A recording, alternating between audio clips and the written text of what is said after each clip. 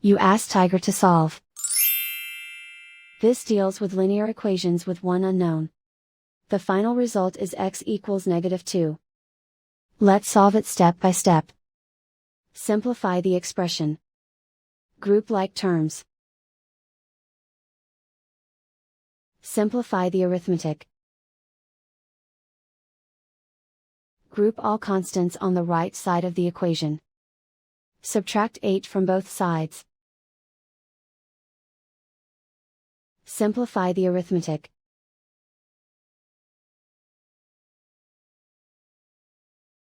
Isolate the x. Divide both sides by 5. Simplify the fraction.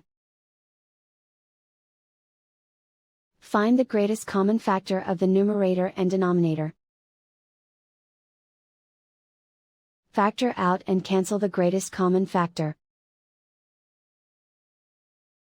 And so the final result is x equals -2.